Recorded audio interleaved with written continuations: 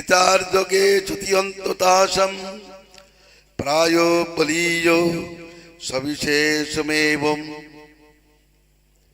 সতীতে যেখানে যেখানে নির্বিশেষ কথা বলেছে সেখানে সেখানে সবিশেষ তত্ত্বের কথা উল্লেখ আছে। বিচার করিলে সবিশেষবাদী বলবান হয়। যেমন অপানিপাদ যবন গৃহীতা পশ্যত্ত চক্ষু শৃণ্বত্ত কর্ণম। তার হস্তপদ নাই, অথচ তিনি দ্রুত গতিতে চলেন এবং ধরেন। তাহলে প্রথমেই বলেছে নাই, পরেই বলছে তিনি ধরেন চলেন। তার চোখ নাই, তিনি দেখেন। তার কান নাই, তিনি শোনেন। তিনি সকলকে জানেন, তাকে কেউ জানে না। সবেত্তি বেত্তং নশত শাস্তি বেত্তা তমাহুরগ্রং পুরুষং মহান্তম। তিনি সকলের বেত্তা, তাকে কেউ জানে না। তিনি অগ্রপূজ্য, তিনি ভগবান।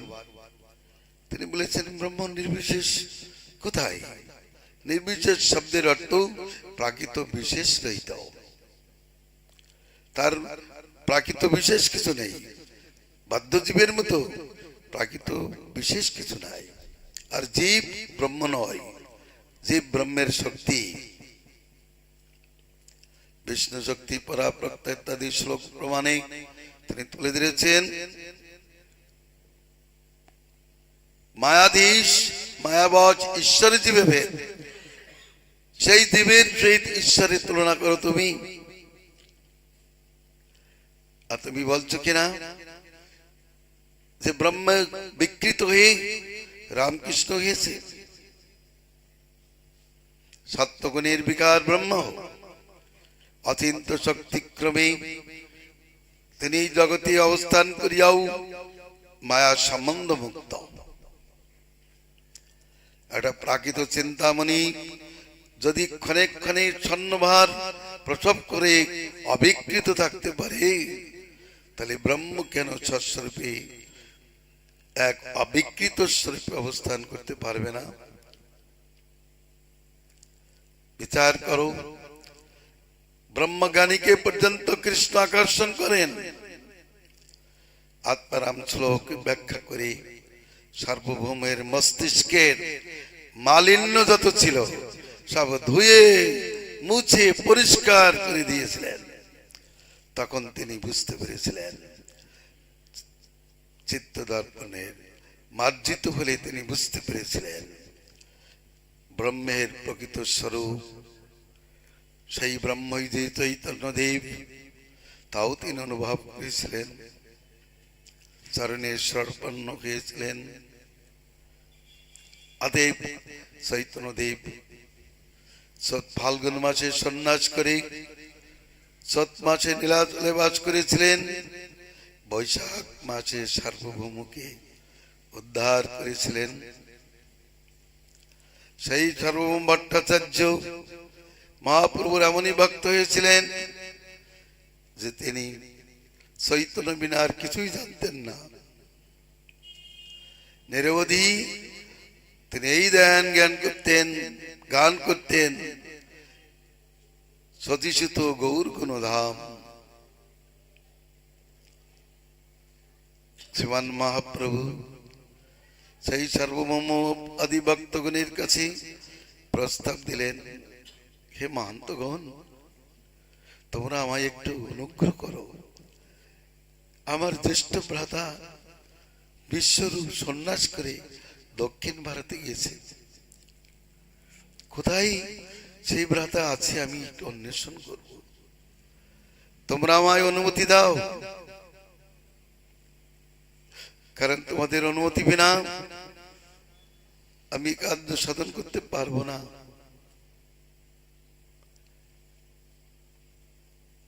আহা, ভগবান হয়েও আনুগত্য ধর্মের শ্রেষ্ঠতা গান করেছেন। নিজের ইচ্ছায় তিনি চলেননি। তিনি বলছেন, আমি নিজের ইচ্ছায় চলেছিলাম, নিতাই আমাকে ঘুরিয়ে নিয়েছে অদ্বৈত ভবনে। অতএব নিতাইয়ের কাছে বললে, নিতাই তুমি আমাকে আর বঞ্চনা করো না। তিনি বললেন, আমি তো তোমার কাঠের পুতুল, তুমি যেভাবে নাচাও আমি সেইভাবে নাচি। সার্বভৌম ভট্টাচার্যের মস্তকে যেন বজ্রপাত হয়ে গেল। চরণ ধরে কাঁদতে কাঁদতে বলছেন, প্রভু আমি পূর্ব কোন সুকৃতির ফলে তোমাকে প্রাপ্ত হয়েছি, আমার প্রাণ চলে গেলেও আমি তোমাকে চলে যেতে অনুমতি দিতে পারবো না প্রভু। তুমি যখন অহৈতুকী কৃপা বসে এ দাসকে ধন্য করেছো, তেমনি এখানে অবস্থান করে দাসকে আরো কৃতার্থ করো। তার ভক্তিতে সন্তুষ্ট হয়ে কিছুদিন পিছিয়ে গেলেন। তারপরে দেখলেন না, তার খুবই আগ্রহ, কিন্তু তোমার সঙ্গে কে যাবে প্রভু? বলে, আমি কারো সঙ্গে নেব না, কারণ নিলেই অনেকে মনে দুঃখ পাবে। নিতাই চান বললেন, আমি দক্ষিণ ভারতের পথ জানি, আমি তোমাকে নিয়ে যাব, আমাকে সঙ্গে নাও। বলে, বাহ, তুমি বৃন্দাবন যাওয়ার পথে আমাকে শান্তিপুরে এনেছো, এবার তুমি আমাকে কোথায় নিয়ে যাবে? আমি জানি না, আর না, তোমার সঙ্গে আমি আর যাবো না। এই মুকুন্দ আমার সন্ন্যাস থেকে দুঃখী হয়। জগদানন্দ পণ্ডিত সে আমাকে বিষয় বুঝাতে চাই, মানে দোষোদ্গার চলে তাদের গুণগান করছেন।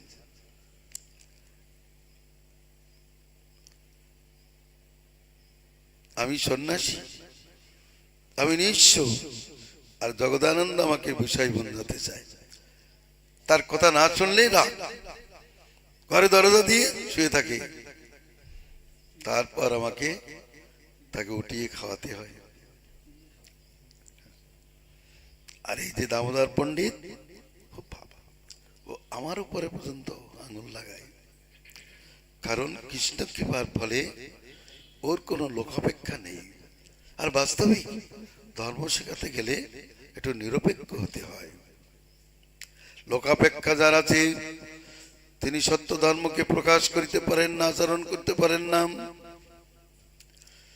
এইভাবে দোষোদ্গার ছলে তাদের প্রশংসা করে নিলেন। নিত্যানন্দ প্রভু বললেন, তুমি একা যাবে? তুমি তো হরিনাম করতে করতেই চলবে, তোমার বহির্বাস জল করঙ্গ কে বহন করবে? এই কৃষ্ণদাস নামে সরল ব্রাহ্মণ, একে তুমি অঙ্গীকার করো। মহাপ্রভু তাকে স্বীকার করলেন। সার্বভৌম ভট্টাচার্য বললেন, 4 জোড়া ডোর কপিন বহির্বাস দিয়ে দাও। কপিনাথ আচার্য নিয়ে নিলেন। সকলকে নিয়ে জগন্নাথ মন্দিরে আজ্ঞা মাগতে গেলেন। চৈতন্যদেব ধর্মের মূর্তি ধর্ম শিক্ষা দিয়েছেন, সব কাজই ভগবানকে জানানো উচিত। ভগবানকে না জানিয়ে কোনো কাজ করতে নাই। কি ব্যবহারিক জীবনের কাজ, কি সাংসারিক কাজ, সব কাজে ভগবানের অনুমতির প্রয়োজন।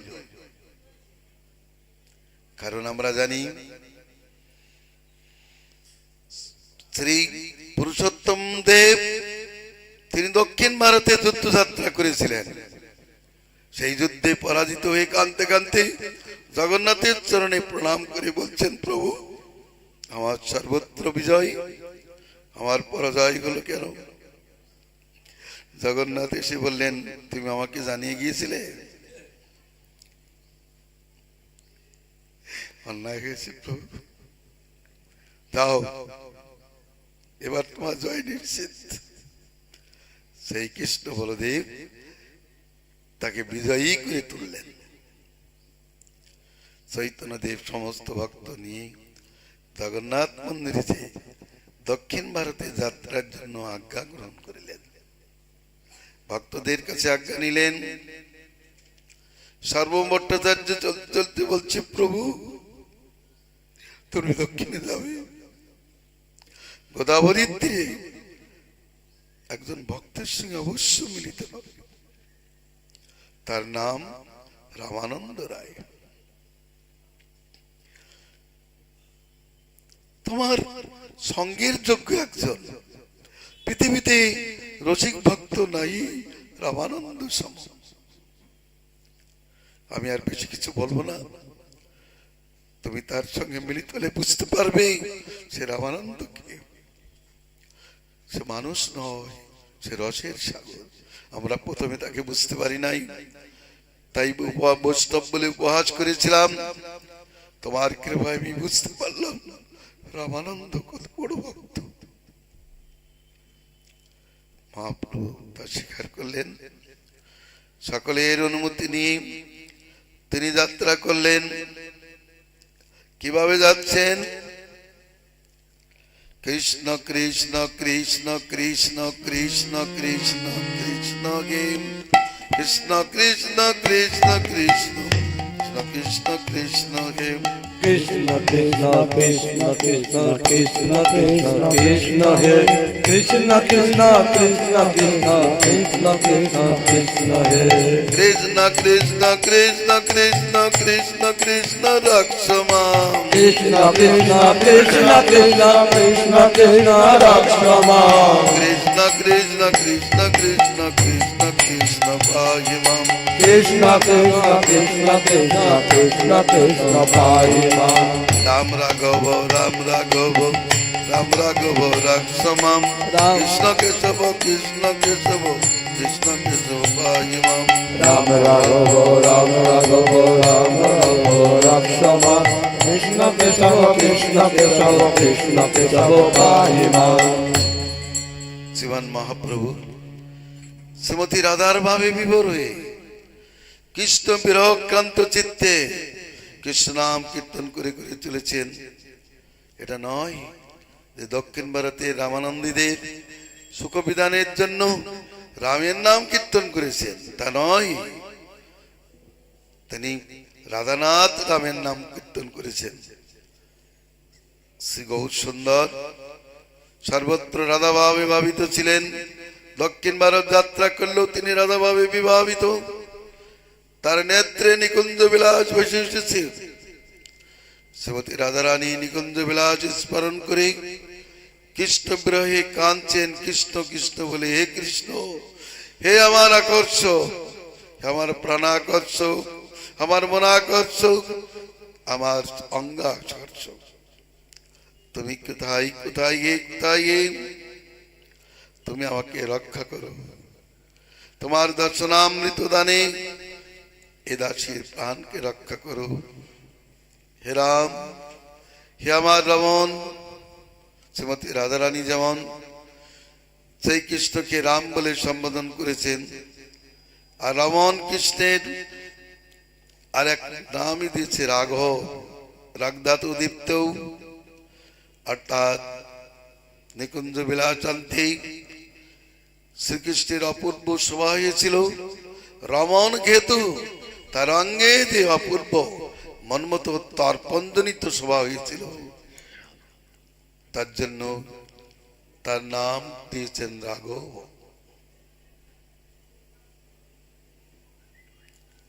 তারপরে স্মরণ করেছে কৃষ্ণ, তুমি আমাকে কুঞ্জে আকর্ষণ করে আমার সঙ্গে বিহার করে আমার সঙ্গে দমন করে আমার কেশ বনিয়ে দিয়েছিলে, সেই তুমি এখন কোথায়? তুমি এখন আমাকে রক্ষা করো। তুমি আমাকে সঙ্গামৃত দ্বারা, দর্শনামৃতের দ্বারা আমাকে পরিতৃপ্ত করো, পরিতৃপ্ত করো। বলে চলার পথে প্রেমিকের সবসময় একই চিন্তা থাকে। একটা লম্পটের মনে সবসময় যেন নারী চিন্তা থাকে। সে বাজার করতে যায়, তার অন্তরও নারী চিন্তা থাকে। কত ধর্মস্থানে গেলে তারও নারী চিন্তা থাকে। চলার পথেও যে নারী চিন্তা করতে করতে চলে। আমার চৈতন্যদেব, আবার শ্রী গোবিন্দ, শ্রী রাধা ভাব লম্পট। অতএব তিনি সর্বত্র চলার পথে যেখানে সেখানে সে রাধা ভাব লম্পটই প্রকাশ করেন, ভাব বিলাস প্রকাশ করেন। কথাটা শুনে খারাপ লাগছে না? খারাপ লাগার কি আছে? লম্পট বললেই সে অসন্তুষ্ট হবে না, কিন্তু মিথ্যে কথা বললে, তাকে মিথ্যা লম্পট বললে দোষ হবে। আমি বলেছি তিনি রাধাভাব লম্পট, আমি তো নারী লম্পট বলি না। নারী লম্পট গোপী বলতে পারে, আমি বলতে পারি না। গোপী লম্পট গোপী বলতে পারে, আমি বলতে পারি না। আমি বলতে পারি রাধা ভাব লম্পট। অতএব সর্বত্র তার ভাব ওইভাবে চলছে। তিনি কাকু মন জুগাইয়ে কোনো সিদ্ধান্ত প্রকাশ করেন নাই। তার একমত, সে প্রভু এক প্রকৃতি, এক রীতি, একই নীতি, এক প্রতি এক প্রীতি, এক প্রীতি ধাম। তার অন্য কোনো সিদ্ধান্ত নাই। যাই হোক, কৃষ্ণ কীর্তন করে চলেছেন। তিনি মহাকর্ষণে সকলকে আকৃষ্ট করলেন। তার দর্শনে সকলের মুখে কৃষ্ণ নামের উদয় হলো। দর্শন মাত্রই জীব সঙ্গে সঙ্গে বৈষ্ণব হয়ে তারা চৈতন্যের সঙ্গে নৃত্য গীত করতে করতে চলল। মহাপ্রভু তাদেরকে বললেন, তোমরা যাও গ্রামগঞ্জে, সকলকে বৈষ্ণব করে এই দেশকে ধন্য করো। অতএব তারাও ওইভাবে হাসতে কানতে নাচতে অপার গ্রামে যেয়ে তাদেরকে বৈষ্ণব করে দিলেন। সেই গ্রামের থেকে লোক অন্য গ্রামে যেয়ে তাদেরকে বৈষ্ণব করে দিলেন। এইভাবে পরম্পরায় চৈতন্যের কৃপায়, চৈতন্যের কৃপার এক মহাবল, যে পরম্পরায় দেশ সব বৈষ্ণব হয়ে গেল।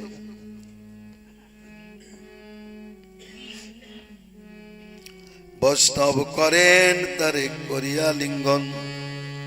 যেই গ্রামে ভিক্ষা করেন, সেই গ্রামের যার ঘরে ভিক্ষা করেন তারা বৈষ্ণব প্রদান হয়ে যান। ও নবদ্বীপে যে শক্তির প্রকাশ করেননি, আজ পাষণ্ড দক্ষিণ ভারত দেশকে উদ্ধার করবার জন্য তিনি ততোধিক শক্তি প্রকাশ করেছেন। অত শক্তির প্রকাশ নবদ্বীপে করতে হয়। দক্ষিণ ভারত নানা মতবাদে আবদ্ধমতি,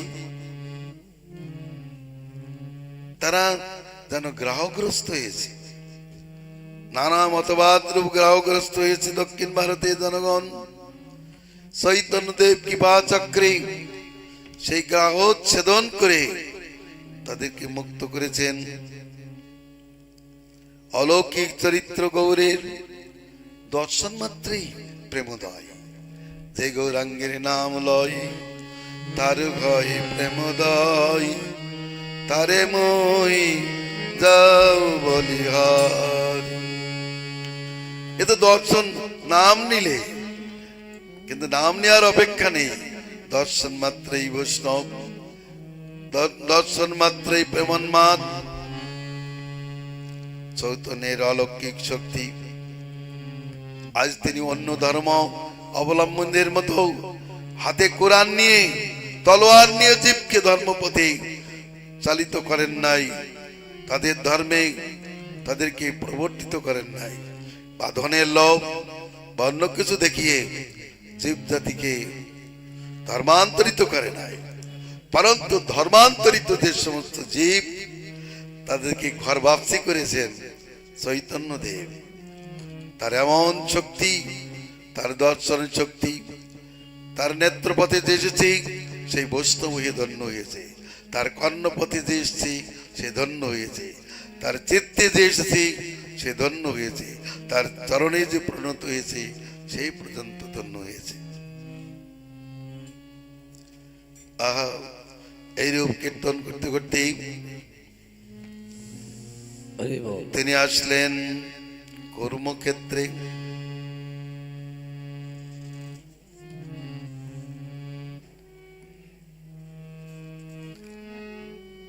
ভগবান কুর্মের স্থান কুর্মাচল, সেখানে এসে কুর্ম দর্শন করে, কুর্ম ভগবানকে দর্শন করে আনন্দে নিত্য গীতের অনুষ্ঠান করিলেন। কুর্ম নামক এক বিপ্র মহাপ্রভুকে নিমন্ত্রণ করিলেন। রাত্রে সেখানে প্রসাদ পেয়ে অবস্থান করতে লাগলেন। অহ কুর্মাচালে কুর্মের মহিমা কিছু শ্রবণ করেছিলেন। দক্ষিণ ভারতে এক রানী পরম ভক্তিমতী ছিলেন, তার জন্য ভগবান কুর্মদেব সেখানে আবির্ভূত হয়েছিলেন। রাজা ধার্মিক ছিল, কিন্তু পরম বৈষ্ণবী ছিলেন না। একদিন একাদশীর দিন রাজা রানীর কাছে সংবাদ পাঠালেন, আজ তার সঙ্গে তিনি বিহার করবেন। রানী কথা শ্রবণ করে মাথায় হাত দিয়ে বসলেন, সে কি আজ একাদশী, একাদশীতে সে আমার সঙ্গ করতে চাই? ধর্মারা হয়ে পড়েছে আমার স্বামী। প্রতি আজ্ঞা পালন করা নারীর ধর্ম, আর ধর্ম রক্ষা করাও তো নারীর ধর্ম। তাই ভগবানের কাছে প্রার্থনা করলেন, ভগবান আমার স্বামী কুমতি হয়েছে, একাদশীর দিন আমার অঙ্গ সঙ্গ করতে চাই, তুমি আমাকে এই পাপ থেকে রক্ষা করো। রাত্রে তিনি আসবেন এই প্রস্তাব দিয়েছেন। রাজা যাত্রা করেছে রাজমহল থেকে রানীর মহলে। সেখানে দেখে বিশাল জলাশয় এবং তার মধ্যে দেখে বিশাল কর্মদেব।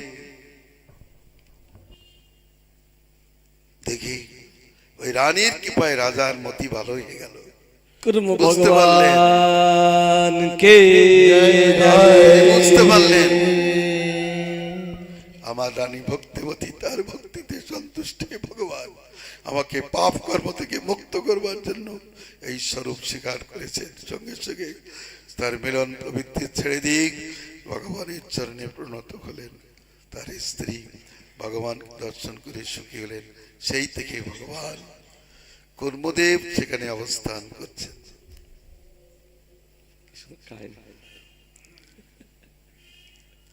কৃষ্ণ নাম কীর্তন শুনে সেখানকার সব বৈষ্ণব হয়ে গেলেন। ও সেই কর্মের বাড়ির পাশে বাসুদেব নামক একজন বিপ্র ছিল। তার শরীরে ছিল গলদ কুষ্ঠ রোগ। তিনি ছিলেন মহাভাগবত। এত শরীরে রোগ থাকা সত্ত্বেও তিনি বিকার শূন্য ছিলেন। যে সমস্ত কীট পড়ে যেত সেইগুলো তিনি তার অঙ্গে লাগিয়ে দিতেন, তোদেরই খাদ্য, তোরা খা বসে বসে। তিনি যখন শুনলেন মহাপুরুষ সঙ্গে মিলিত হওয়ার জন্য তিনি সংকল্প করলেন। মহাপ্রভু এদিকে প্রাতঃকালে নিত্য গীত করে নমস্কার করে, ঠাকুরকে নমস্কার করে, হনুমানকে নমস্কার করে যাত্রা করলেন। আর কর্ম বিপ্র সেখানে এসে না, সে বাসুদেব সেখানে এসে যখন শুনলেন মহাপ্রভু সেখানে নাই, তিনি চলে গেছেন কোথায়, তখন তিনি আর্তনাদে কাঁদতে লাগলেন, ভগবান আমার জীবনটাই বৃথা।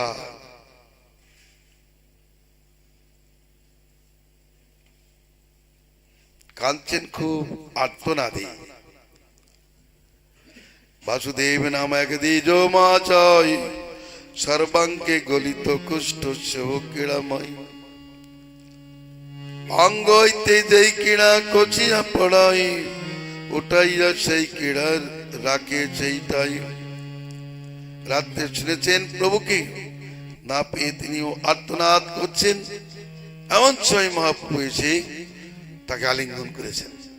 আলিঙ্গন করার সঙ্গে সঙ্গে তার দেহের কুষ্ঠ রোগ চলে গেল।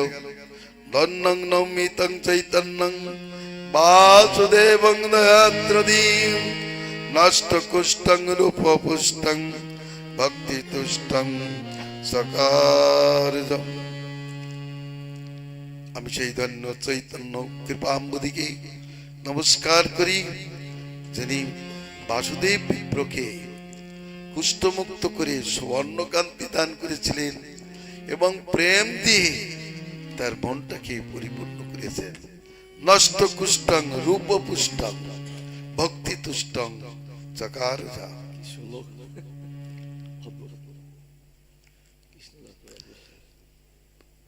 চৈতন্যের রঙ্গ দেখে সকলেই আশ্চর্যান্বিত হলেন। তিনিও চরণ ধরে কাঁদছেন, প্রভু আমি ছিলাম ভালো, আমার তো অহংকার ছিল না, এখন যে অহংকার হবে, কারণ আমি রূপবান, অহংকার হবে। মহাপ্রভু বললেন তোমার অহংকার হবে না, তুমি কৃষ্ণ নাম উপদেশ করে এদেশ উদ্ধার করো। প্রভু তোমার চরণ সঙ্গ ছাড়া আমাকে করো না। না, এখানে বসে থাকো, অচিরেই কৃষ্ণ তোমাকে কৃপা করবেন। তুমি ঘরে বসে কৃষ্ণ নাম গ্রহণ করো, কৃষ্ণ তোমাকে অবশ্যই স্বীকার করবেন। কৃষ্ণ উপদেশ করো জীবের নিস্তার, অচিরাতে কৃষ্ণ তোমা করিবেন অঙ্গীকার। সঙ্গে সঙ্গে মা পটনদার করে আবার দক্ষিণ যাত্রা করলেন। কৃষ্ণ কীর্তন করেই চলেছেন। এভাবে কীর্তন করতে করতে চলেছেন। আগে কিছুদিনে তিনি জিওর নৃসিংহ ক্ষেত্রে উপস্থিত হলেন। ভগবান নৃসিংহদেবকে দর্শন করে তিনি উদ্দণ্ড নৃত্যাদির অনুষ্ঠান করে তার স্তুতি করতে লাগলেন। জয় নৃসিংহ শ্রী নৃসিংহ, জয় জয় নৃসিংহ গে প্রহ্লাদে জয় পদ্মা মুখ পদ্ম বৃঙ্গ গে। জয় নৃসিংহ জয় নৃসিংহ জয় জয় নৃসিংহ প্রহ্লাদে জয় পদ্ম মুখ পদ্ম বৃঙ্গ গে। জয় নৃসিংহ শ্রী নৃসিংহ জয় বলো নৃসিংহ গে। জয় নৃসিংহ জয় নৃসিংহ জয় জয় নৃসিংহ প্রহ্লাদে জয় পদ্মা মুখ পদ্ম বৃঙ্গ গে। প্রহ্লাদে জয় পদ্ম মুখ পদ্ম বৃঙ্গ গে। উগ্র হয়েও অনুগ্র, ভক্তদের পক্ষে এই কিশোরী, কিন্তু অসুরদের পক্ষে অত্যন্ত উগ্র স্বভাব ইত্যাদি অনেক স্তুতি করে নমস্কার করলেন। পূর্ববাদ কোন এক বিপ্রের গৃহে নিমন্ত্রিত হলেন। সেখানে রাত অতিবাহিত করলেন কৃষ্ণ কীর্তন করে। প্রভাতে উঠে তিনি প্রেমাবেশে যাত্রা করলেন গোদাবরীর দিকে। ও যেদিকে চলেন সেদিকেই ভাব। বন দেখলে, বন দেখি মনে হয় এই বৃন্দাবন, শৈল দেখি মনে হয় এই গোবর্ধন। দাদা নদী দেখে মানায়ে কালিন্দী, প্রেমা বেচে প্রভু তাতে পড়ে ছড়ি। ভাবের কি গতি, সর্বত্র বৃন্দাবন ভাব, উদ্দীপন বিভাব। একজন বিষয়ে যেমন সর্বত্র বিষয় উদ্দীপন, লাম্পটের যেমন লাম্পট উদ্দীপন, আর গৌর সুন্দরের কেবল বৃন্দাবন স্মরণ। जय श्री वृंदावन धाम के जय वृंदावन भावित चैतन्य महाप्रभु के जय। গোদাবরী গঙ্গাকে দর্শন করে যমুনা জ্ঞানী তাতে স্নান করে তার পূর্ব তীরে বসে তিনি মন্ত্র জপ করতেছিলেন আর পরম ভক্তের অপেক্ষায় ছিলেন। উনি বলেছেন, গোদাবরী তীরে রামানন্দ রায় রাজমন্দিরের অধিকারী, বিষয় গান করে প্রভু তুমি যেন তাকে উপেক্ষা না করো। সে পরম বৈষ্ণব, বাইরে রাজবেশ, অন্তরে পরম বৈষ্ণব। পৃথিবীতে রসিক ভক্ত নাহি রামানন্দ সম। অপেক্ষা করছেন মহাপ্রভু, কৃষ্ণ নাম কীর্তনে আকর্ষণ করছেন, কখন পাবো সে রামানন্দকে। এজন্য রাধারানী বিশাখার জন্য অপেক্ষা করছে যমুনার তীরে।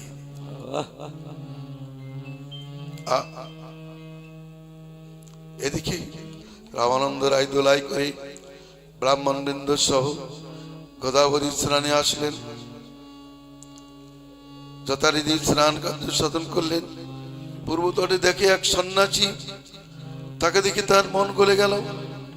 তিনি সেখানে এসে তাকে প্রণাম করলেন। মহাপ্রভু অন্তরে জানিয়াও তিনি বুঝলেন। তিনি বললেন, তুমি কি রায় রামানন্দ? আর তিনি হাত জোড় করে বললেন, আমি দাস শূদ্রমন্দ। ওহো, সার্বভৌম ভট্টাচার্য, তোমার গুণ আমার কাছে বলেছে, তাই আমি তোমার কাছে এসেছি। তোমার মিলনে আমার এই আগমন, ভালো হইলেও না আছে পাইল দর্শন। রায় কয়েক সার্বভৌম করে ভিত্ত জ্ঞান, পরোক্ষেও মোর হিতে হয় সাবধান। তার কৃপায় পাইন তোমার চরণ। মহাপ্রভু সঙ্গে সঙ্গে রামানন্দ রায়কে আলিঙ্গন করে প্রেমান্মত্ত হয়ে গেলেন। রামানন্দ রায় প্রেম বিভোর হয়ে পড়লেন। বললেন, আমি সার্বভৌম কৃপায় হে প্রভু তোমাকে পেলাম। আর মহাপ্রভু বলছেন, আমিও সার্বভৌমের কৃপায় তোমাকে পেলাম।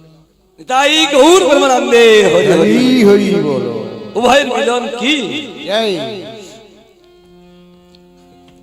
আজি আমার সফল হইল মনুষ্য জন্ম। প্রভু, সার্বভৌমের কৃপা যে তোমাতে আছে আমি তো ভালোই অনুভব করছি। তুমি অস্পৃশ্য এই শূদ্রকে আলিঙ্গন করতে একটু দ্বিধাবোধ করলে না। শাস্ত্রে তো আমার আলিঙ্গন স্পর্শনাদি নিন্দা বিষয়, কিন্তু তুমি বেদ ধর্ম পরিত্যাগ করে মাধুষ্য দাসাতমকে স্পর্শ করলে। এ তোমার অহিতকী কৃপার নিদর্শন। তোমার কৃপাই তোমায় করাই নিন্দ কর্ম। সাক্ষাৎ ঈশ্বর তুমি, কে জানে তোমার মর্ম। আমার উদ্ধারিতে তোমার আগমন, পরম দয়ালু তুমি পতিত পাবন। মন্ত্রের স্বভাবে তারিতে পামর, নিজ কার্য নাই তবু জানো তার ঘর। প্রভু, আমার সঙ্গে যে সমস্ত ব্রাহ্মণ, তারা তো আপনার দর্শনে ভাবপ্রাপ্ত হয়েছে। অতএব আপনি পরম পাবন, সকলের মুখে কৃষ্ণ নাম স্ফুরিত হচ্ছে। আহা, আকৃতি প্রকৃতিতে তুমি ঈশ্বর লক্ষণময়। মহাপ্রভু নিজেকে গোপন করে বলছেন, না না রামানন্দ, আমি একজন মায়াবাদী। আমি মায়াবাদী সন্ন্যাসী, আর তুমি মহাভাগবত। তোমাকে আলিঙ্গন করে আমি প্রেমাপ্লুত হলাম। আমিও তোমার স্পর্শে কৃষ্ণ প্রেমে বাঁচি। আমি মায়াবাদী তো, আমার হৃদয়টা কঠিন হয়ে গিয়েছিল। এই কঠিন হৃদয়টা মানে নরম করবার জন্য আমি সার্বভৌমকে জিজ্ঞেস করলাম। বলে, একমাত্র রামানন্দ রায় এই চিত্তকে সরস করতে পারে, কিন্তু সেখানে নাই, আছে গোদাবরীতে। আমি তাই তোমার কাছে এসেছি। এইভাবেই কথা চলছে। একজন বৈদিক ব্রাহ্মণ এসে নিমন্ত্রণ করলেন, প্রভু, এ সন্ন্যাসী ঠাকুর আজ আমার গৃহে প্রসাদ পাবেন। মহাপ্রভু তার নিমন্ত্রণ স্বীকার করলেন। রামানন্দ রায়কে বললেন, তুমি সন্ধ্যার সময় আসবে। রামানন্দ রায় একজন বৃদ্ধকে সঙ্গে নিয়ে সাধারণ বেশে ওই বিপ্রের গৃহে উপস্থিত হলেন। যেন উভয়ের উৎকণ্ঠাতে সন্ধ্যাকাল এসে উপস্থিত হল। মহাপ্রভু বসে আছেন নৃত্য কীর্ত করে। রামানন্দ রায় আসিয়া নমস্কার করিলেন। মহাপ্রভু তাকে আসনে বসিয়ে এবার ইষ্টগোষ্ঠী করতে আরম্ভ করলেন। প্রভু কইল, সাধ্যের নির্ণয় তাই কয়ে সধর্মাচরণে বিষ্ণু ভক্তি হয়। পড়ো শ্লোক। মহাপ্রভু বললেন, তুমি শাস্ত্র সিদ্ধান্ত প্রমাণে আমাকে জানাও প্রকৃত সাধ্য কি। রামানন্দ রায় বিচক্ষণ ছিলেন, তিনি ক্রমসাধ্য বর্ণন করতে লাগলেন। প্রথমে বলেন, উচ্ছৃঙ্খল জীবনে যারা চলছে সে সমস্ত বন্য পশু তুলো যারা, তাদের প্রথম কৃত্য বন্যার সমাচার, তাদের প্রথম সাধ্য। যারা কিছু লেখাপড়াই জানে না, তাদের যেমন গোলাপালাই প্রথম সাধ্য, তাই না? যারা লিখতে জানে না তাদের জন্য গোলাপালা প্রথমে। গোলাপালার কোনো মূল্য নেই, কিন্তু গোলাপালা না শিখলেই নয়। তারপরে 1 বা 2, 3 লিখতে পারবে না। অতএব ভগবান বললেন যে বিষ্ণু সধর্মাচরণে বিষ্ণু ভক্তি হয়। বিষ্ণু পুরাণ বলেছেন, চাতুর্বর্ণের ভিতরে বর্ণাশ্রমাচার যুক্ত ব্যক্তিগণ কর্তৃক পরম পুরুষ শ্রীহরি আরাধিত হন। তার তুষ্টির অন্য কোনো কারণ নাই। যেহেতু কৃষ্ণ প্রীতির কথা আছে, ভগবত প্রীতির কথা আছে, ভগবানের সুখের কথা আছে, সেই জন্য একটা সাধ্যে গণ্য হলো বটে।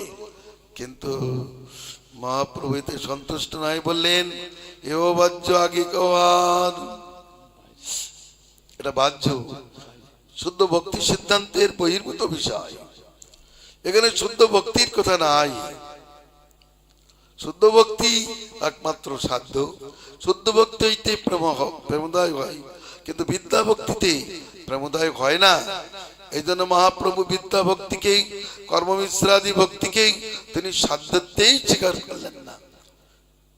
অথচ শাস্ত্রে যাদেরকে সাধ্য বলেছেন চৈতন্যদেব তাদেরকে বাহ্য বললেন।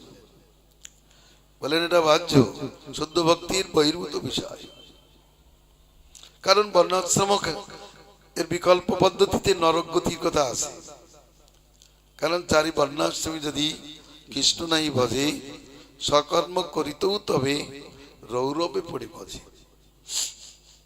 আলে কেবল বর্ণাশ্রম ধর্মই সাধ্য হতে পারে না। রামানন্দ রায় তাকে উত্তর সাধ্যের কথা বললেন। কি বললেন? রায় কয়ে কৃষ্ণে কর্মার্পণ সাধ্য সার, যৎ করছি যদস্নাচি যদ্যোচি দিশোচি যদ যত্তবচ্ছসি কন্তেও তদ গুরু সমদার্পণম। অর্জুনকে ভগবান বলেছেন, তুমি যা কিছু তপস্যাদি করো আমাকে অর্পণ করো, তুমি যা কিছু গ্রহণ করো আমাকে অর্পণ করে গ্রহণ করো। অতএব কৃষ্ণ কর্মার্পণ একটি সাধ্য। অর্থাৎ বর্ণাশ্রম ধর্ম পালন করতে করতে মানুষের বিবেক যখন উন্নত হয়, তখন মনে হয় আমরা যে খাওয়া দাওয়া করি, আমরা যে তপস্যাদি করি, এ যদি ভগবানে অর্পণ করা হয় তাহলে সেটা অনন্ত ফলপ্রদ হয়। ভগবানই বলেছেন শাস্ত্রে, যা কিছু প্রিয় আমাকে অর্পণ করলে সে দানের অনন্ত ফল প্রাপ্ত হতে পারে। সেই জন্য তাদের বিবেক ফিরে গেল, একটু উন্নত হলো। বাবা বসে আছে, সারাদিন নিজ কাজে ব্যস্ত আছে, ভালো মন্দ খাচ্ছে, বিবেক জাগলো না। যখন বিবেক জেগে গেল তখন অতিথি বা সে গুরুজনকে কিছু দিয়ে খেতে প্রবৃত্তি হয়। মানুষের প্রবৃত্তি নাই। এরা বর্ণাশ্রম ধর্ম পালন করে, বেদ ধর্ম পালন করে, কিন্তু ভগবানে যে নিজ কর্ম অর্পণ করতে হয়, যে কর্ম অর্পণ না করলে সে মঙ্গল লাভ করতে পারে না, এই জ্ঞানটুকু নাই। কিন্তু সধর্মাচরণ করতে করতে সাধু সঙ্গী তাদের এই মতি হয় না, ভগবানই যদি আমরা এটা অর্পণ করি তাহলে মঙ্গল হবে। অতএব অর্জুনকেও ভগবান বলে দিয়েছেন যে তপস্যা করো, দান করো, ধ্যান করো, সব আমাকে সমর্পণ করো। ভাগবতে বলেছেন যৎ পরস্মৈ নিবেদয়, ভগবানকে অর্পণ করো, তাহলে সেটি শুদ্ধ হবে, সেটি মঙ্গলের কারণ হবে। সেটাই হচ্ছে সদাচার। বেশ, শ্রীমান মহাপ্রভু বলেন এও বাহ্য, শুদ্ধ ভক্তির বহির্ভূত বিষয়। এখানে ভক্তিকে ভগবানকে উদ্দেশ্য করেনি, বুঝতে পারছেন? বলেছে দেখ, বরবধূর জন্য মালা গাচ্ছিস, ও কৃষ্ণের গলায় পরিয়ে মালাটা পরা, তাহলে ঠিক হবে। মালা গেঁথেছে বরবধূর জন্য, ভগবানের জন্য খাতে নাই। ভগবানের জন্য যদি গাঁথতো তাহলে ওটাই হলো শুদ্ধ ভক্তি হতো, আর এটা কর্মমিশ্রা ভক্তি হলো না। ভগবানকে অর্পণ করে প্রসাদী মালা গ্রহণ করলো, এটা কর্মমিশ্রা ভক্তি। কিন্তু কর্মমিশ্রা ভক্তি তো শুদ্ধ সাধ্যে গণ্য হতে পারে না। মহাপ্রভু এই জন্য বললেন এও বাহ্য আগে কওয়াল। রামানন্দ রায় বিচক্ষণ, তিনি বললেন স্বধর্ম ত্যাগ সর্বসার। স্বধর্ম ত্যাগ এর অর্থ এটা কি বোঝায়? কেউ যদি প্রাইমারি শিক্ষায় শিক্ষিত হয়ে যায়, সে যদি উচ্চ শিক্ষা লাভ করিতে চাই, তাকে তাহলে যেমন তাকে প্রাথমিক বিদ্যালয় পরিত্যাগ করে উচ্চ বিদ্যালয়ে ভর্তি হতে হয়, তদ্রূপ এই সমস্ত প্রাথমিক শিক্ষা অতিক্রম করে উচ্চ শিক্ষা লাভের জন্য, উচ্চ ভক্তাঙ্গে পৌঁছানোর জন্য, উচ্চ সাধ্যাঙ্গে পৌঁছানোর জন্য এই ব্যবস্থা। মানুষ কর্মার্পণ করবে, তারপরে নিজের স্বধর্ম ত্যাগ করবে। স্বধর্ম ত্যাগ করার উদ্দেশ্য কি? যখন সে জানতে পারবে। কখন ভাবে জানতে পারবে? এর প্রমাণ দিয়েছেন আজ্ঞাইব গুণান্দোচান মায়া দৃষ্টানপি সকান ধর্মান সন্তজ্য সর্বান মাং ভজেতু সত সত্যমম। আমি বেদ, ভগবান বলছেন উদ্ধবকে, আমি বেদশাস্ত্রে যে ধর্মের উপদেশ করেছি তার দোষ গুণ বিচার করব, যদি সেটা আমার শুদ্ধ ভক্তির আনুকূল্য না করে তাহলে সেগুলো পরিত্যাগ করে আমাকে ভজন করবেন। আর আমাকে যারা ভজন করে সে ব্যক্তি সর্বোত্তম। যে বিচার না করে করে সে অধম, আর বিচার করে উত্তম বস্তু ধারণ করেছি সে সর্বোত্তম। অতএব স্বধর্ম ত্যাগ, স্বধর্ম ত্যাগ বলতে বর্ণাশ্রম ধর্মের প্রতি আসক্তি, ওটা ত্যাগ করে তাকে ভজন করতে হবে। কাকে ভজন করতে হবে? কৃষ্ণ।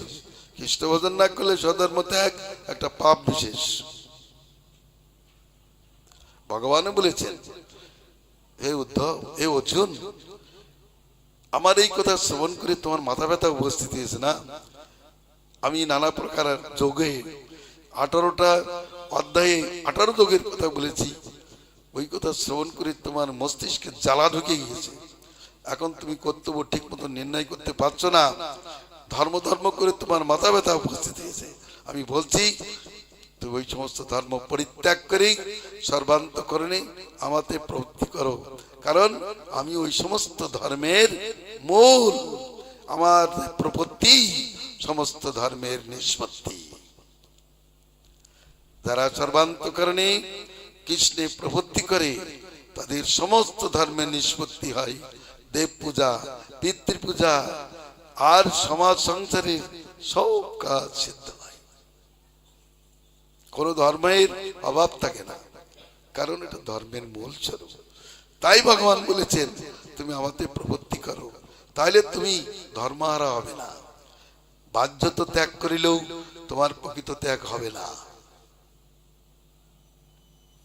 ঠিক আছে, কিন্তু এখানে বিধি বাক্য আছে, তুমি ত্যাগ করে এসো। আর ত্যাগ করতে পারবে কিনা তাও চিন্তার বিষয়।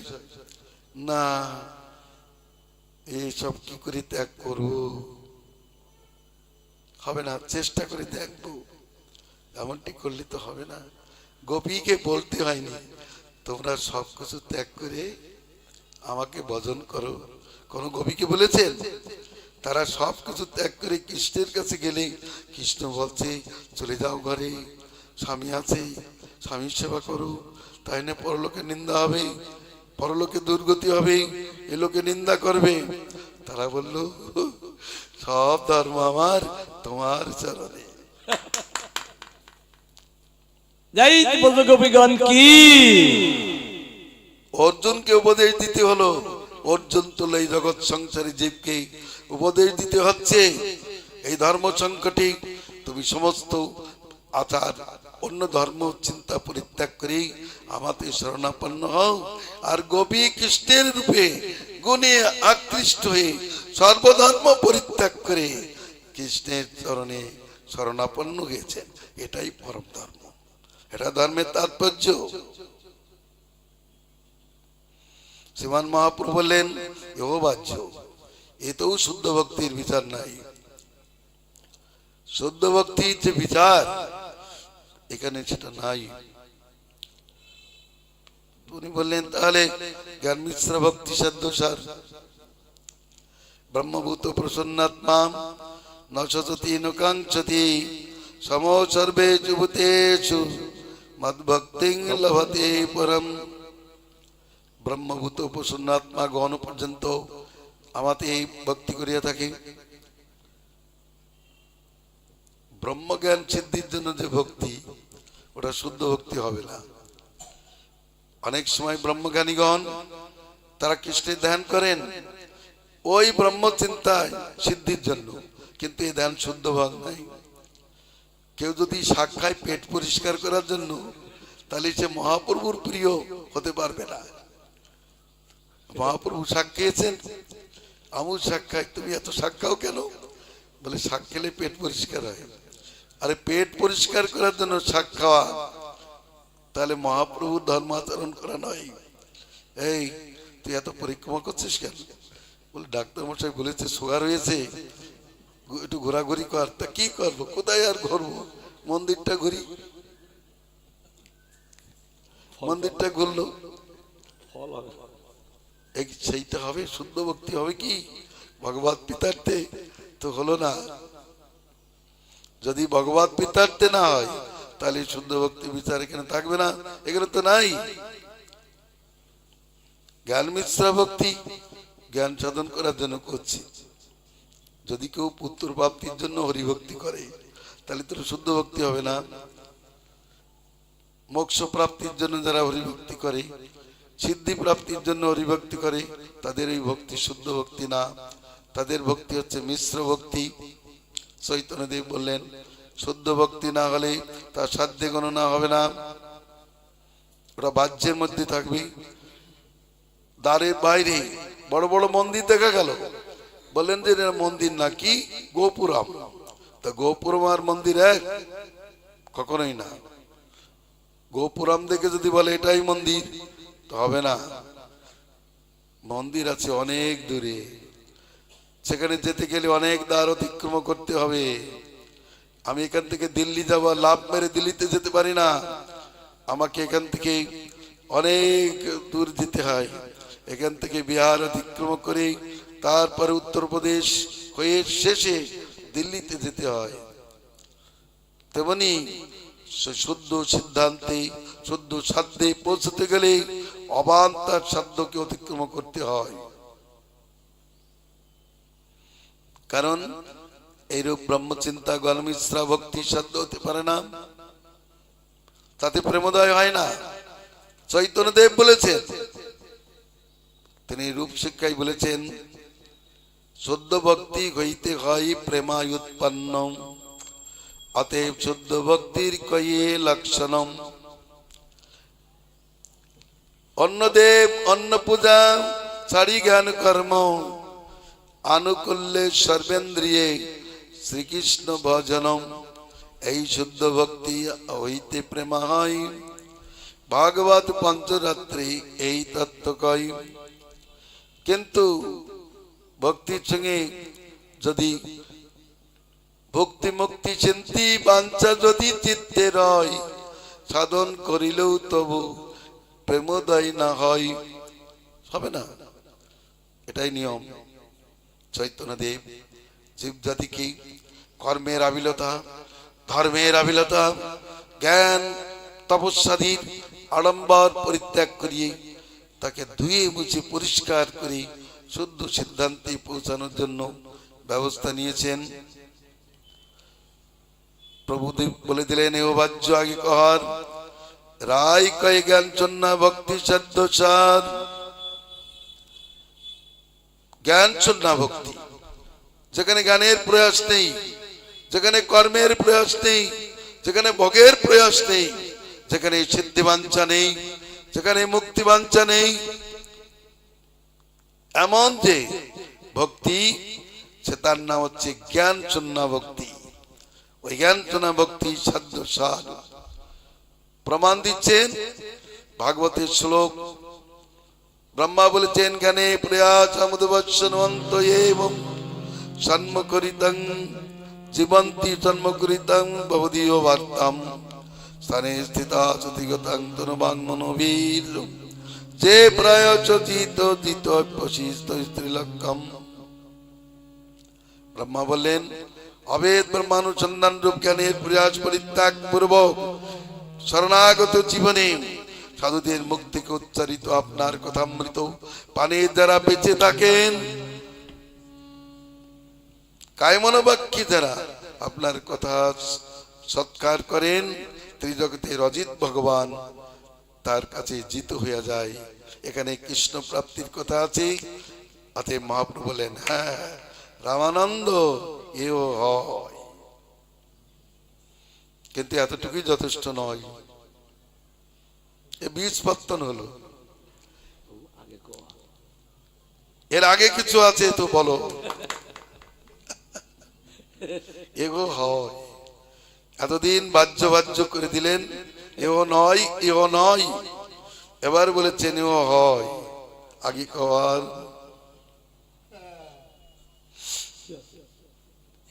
বলেন। রামানন্দ রায় বিচারক তো, তিনি কর্মপন্থায় উঠছেন, চৈতন্যদেব বিচার করছেন। চৈতন্যদেব শুধু শ্রোতা মাত্র না, দুইজন পণ্ডিত এই কথোপকথনে আছেন। প্রশ্নকর্তা যে মূর্খতা নয়, প্রশ্নকর্তা বিরাট প্রশ্নকর্তা। তিনি একজন পণ্ডিত শিরোমণি, যিনি উত্তর কথাকে পর্যন্ত অবাক করে দিচ্ছেন।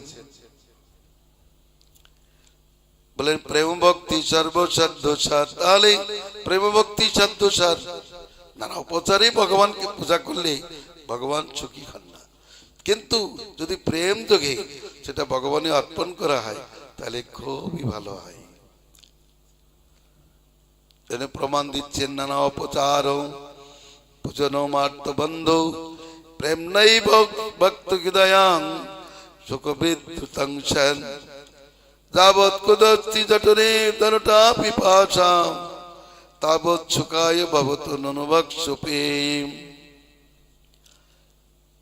জঠরে যদি ক্ষুধা পিপাসা থাকে তাহলে খাদ্য পানীয় খুবই সুখের হয়ে থাকে। তেমনি নানা উপচারী ভগবানের পূজাটি যদি প্রেম যোগে হয় তাহলে ভগবানের প্রীতির কারণ হয়। প্রেম যোগে না হলে হবে। একজন ডয়রা কলা ঠাকুরে ভোগ লাগিয়েছে। আমি বললাম, ডয়রা কলা ভোগ লাগালেন? তো বলছে কি লাগিয়েছি, ইচ্ছায় খাবে না হয় না খাবে। বলুন তো, তার ওই কলা ভোগ খাবে ভগবান? এ যেন সে স্বামী স্ত্রীর সঙ্গে সম্বন্ধ নেই ভালো। রান্না করে বলছে, ওখানে রান্না করে রেখেছি, সময় হলে খেয়ে নিও। আমি চললাম। এই অবস্থা। তো বলুন তো, ভগবানের সঙ্গে এরকম ব্যবহার করলে হয় না? প্রীতি ব্যবহার প্রীতি যোগে করো। ভক্তাহাম, ভাগবতে গীতাই বলেছেন, ভক্তি যোগে যারা আমাকে অর্পণ করে প্রযতাত্মা হয়ে আমি তার পত্র পুষ্প ফল পর্যন্ত খেয়ে নিই, অস্নামি। যে জিনিসটা দিবে ভক্তি যোগে দিবে,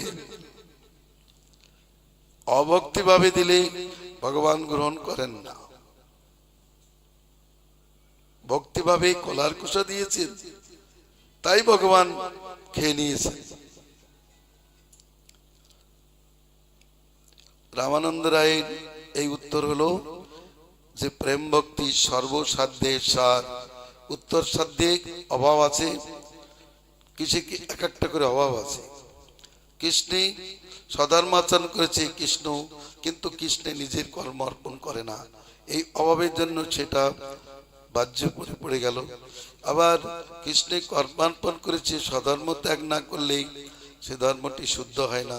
স্বধর্ম ত্যাগ করলেও যদি প্রেম ভক্তি লাভ না হয় তাহলে জীবন ধন্য হবে না। তা উত্তর এক একটা যে সমস্ত সাধ্যের কথা রামানন্দ রায় বলে যাচ্ছেন, তাতে একটা করে দোষ আছে, দোষের জন্য ওটা বাহ্য হয়েছে। আবার এগিয়ে যাচ্ছেন, প্রেম ভক্তি, প্রেম ভক্তি সাধ্য, কিন্তু কি জাতীয় প্রেম এটা এখানে নির্দিষ্ট হয়নি। প্রেম বারে দিবে, কি জাতীয় প্রেম নির্দিষ্ট না হয় সেখানে মহাপ্রভু বলছেন এও হয় আগে কবার। প্রেম ভক্তি হচ্ছে সাধ্য, এই জন্য তিনি বলেছেন কৃষ্ণ ভক্তি রসভাবিতা মতি, যদি তুমি কোথাও পাও তাহলে লবমূল্যে সেটাকে ক্রয় করো, কারণ বহু জন্মের স্বীকৃতি দ্বারা তা লভ্য হয় না। প্রভু কয়ে এও হয় আগে কবার, রায় কয়ে দাস্য প্রেম সর্বসাধ্য সার। তাৎপর্য এই প্রেম ভক্তিতে ভগবানের সঙ্গে নিত্য সম্বন্ধের প্রকাশ নেই। প্রভু বৃত্ত, স্বামী স্ত্রী, পিতা পুত্র বা বন্ধু বন্ধু, এই যে সম্বন্ধ, এই চার প্রকার সম্বন্ধের বহির্ভূত বিষয়। প্রেম আছে শান্ত প্রেম, যেখানে সম্বন্ধ গন্ধ নাই, কিন্তু সেটা ভগবানের প্রিয় না। ইষ্টনিষ্ঠা আছে, তৃষ্ণা ত্যাগ আছে, কৃষ্ণ বিনা অন্যত্র তার মতি নাই ঠিকই, কিন্তু ভগবানের প্রতি মমতার অভাব, তাই সম্বন্ধের অভাব।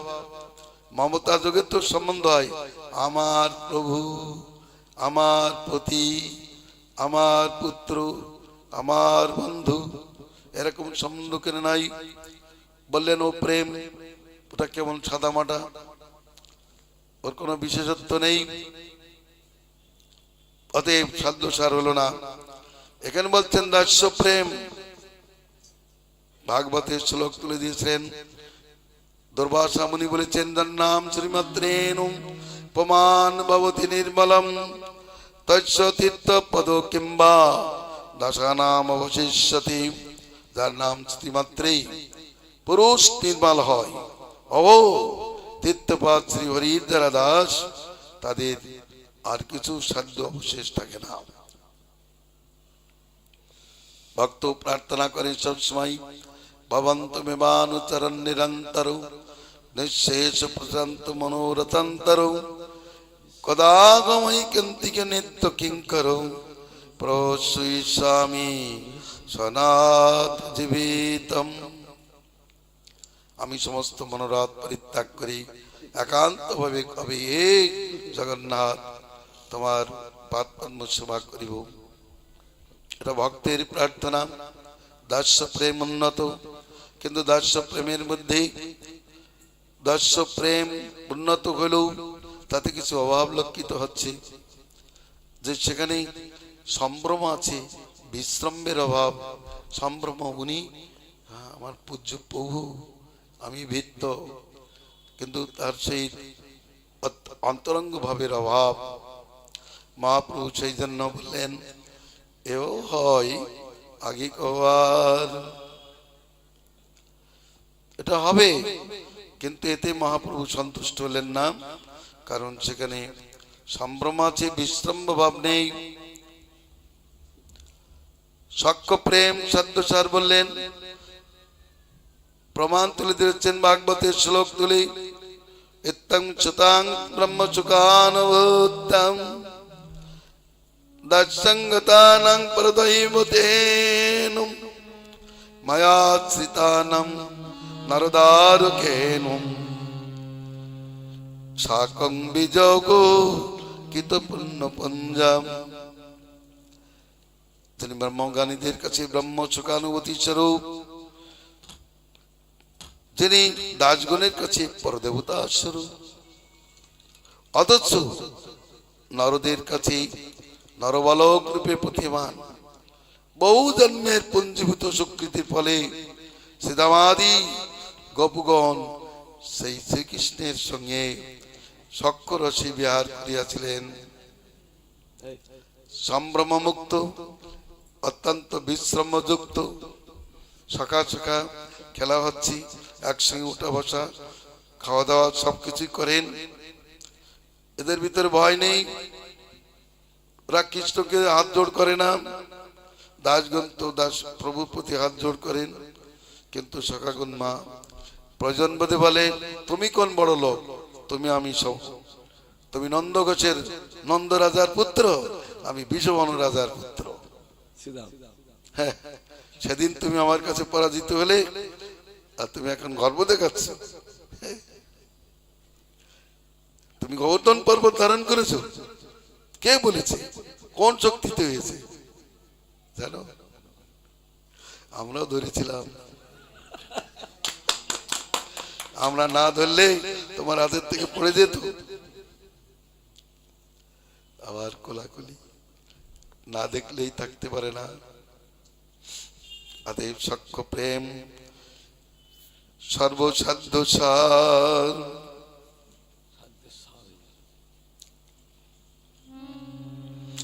প্রভু কয়ে উত্তম। এখন থেকে সখ্য প্রেম থেকে উত্তমের ব্যবস্থা। দেখেন বিচারক কত বড় বিচারক, এ তো সুপ্রিম কোর্টের জজকে হার মানিয়ে দেবে। উপরের বিচার, সুপ্রিম কোর্টের জজ এরকম বিচার করতে পারে না। আহা, চৈতন্যদেব বিচারকের বিচারক। তিনি বলেন, উত্তম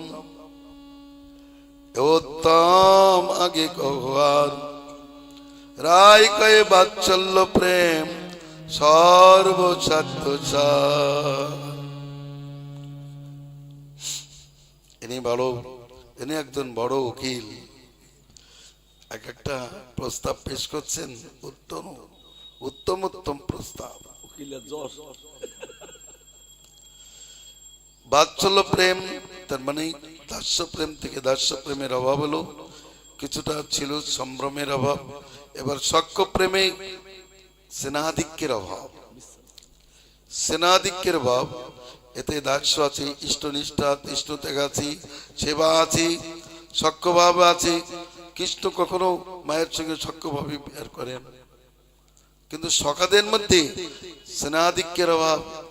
এ বাৎসল্য আছে, স্নেহাধিক্য আছে, সেই জন্য সেটা উত্তম হয়ে গেল। এই জন্য উত্তম আগে কহার, বাৎসল্য প্রেম সর্বসাধ্য সার। প্রমাণ দিচ্ছেন নন্দ কিমা করত ব্রহ্মণ সরয় এবং মহোদয়ম যশোদা চ মহাভাগম পপৌদস্তনং হরি। পরীক্ষিত মহারাজ নন্দ যশোদার সৌভাগ্য দর্শন করে অতি বিস্মিত ভাবে বলছেন, হে ব্রাহ্মণ, এই নন্দরাজ পূর্বজন্মে এমন কি চক্ষিতের অনুষ্ঠান করিয়াছিলেন। আর যশোদা কত বড় ভাগ্যবতী যে ভগবান শ্রীকৃষ্ণ তাদের পুত্রতা স্বীকার করিয়াছেন, যশোদার স্তনামৃত পর্যন্ত পান করিয়াছেন। ও আজ পর্যন্ত ব্রহ্মা শিব লক্ষ্মী যার প্রসাদ লাভ করিতে পারে নাই, একমাত্র যশোদা গোপী জগতের মুক্তিদাতা কৃষ্ণের কাছ থেকে সেই প্রসাদ লাভ করিলেন। দামবন্ধন লীলায় সুখদেব ভারতী ঘর্ণিত মস্তকে এই শ্লোক পাঠ করেছেন, নেমাং মিরিঞ্চম নবভো নত্রিরপঞ্চম প্রসাদং লেবেরে গোপী যত্তৎ প্রাপ বিমুক্তিদান। কথা। ব্রহ্মা, শিব, লক্ষ্মী এরা যে প্রসাদ লাভ করতে পারলো না, যশোদা গোপী সেই প্রসাদ লাভ করেছেন। ব্রহ্মা, শিব আদির কাছে ভগবান বশীভূত না, কিন্তু যশোদার বশীভূত। তার দাম বন্ধনে এসেছেন, তার স্নেহ বন্ধনে এসেছেন। প্রথমে তার স্নেহ বন্ধনে আবদ্ধ হয়ে ভগবান তার পতিত্ব পরিত্যাগ করে, তার জগৎ পিতৃত্ব পরিত্যাগ করে নন্দ যশোদার পুত্রতা স্বীকার করেছেন। অহো, কি ভক্তির মহিমা যে তারা তাদের ভক্তি ভগবানকে পুত্র করেছে, যিনি সকলের একমাত্র পিতা, তাকে পর্যন্ত পুত্র করেছেন। আহা, কি যশোদা গোপীর ভাগ্য! নন্দ বাবা সমান ভাগ্যবান আর কি আছে? এদের সমান যশোদার সমান ভাগ্যবতী বা কে আছে? একটু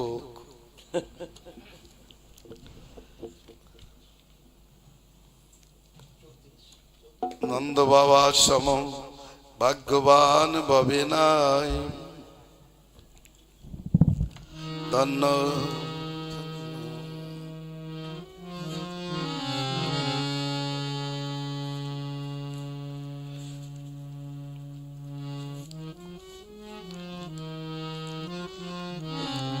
নন্দ বাবা সম ভাগ্যবান কে বা হয়? নন্দ রানী সম ভাগ্যবতী ভবে নাই। নন্দ বাবা সম ভগবান কে বাহায়, নন্দ রানী সম ভগবতী ভবে নাই। তারা বাৎসল্য প্রতিমা, বাৎসল্য প্রতিমা, তারা গোবিন্দের বাবা মা, বাৎসল্য প্রতিমা। তারা গোবিন্দের বাবা মা, বাৎসল্য প্রতিমা। তাদের নাই উপমা, তাদের অসমর্থ মহিমা, তাদের নাহি উপমা, তাদের অসমর্থ মহিমা।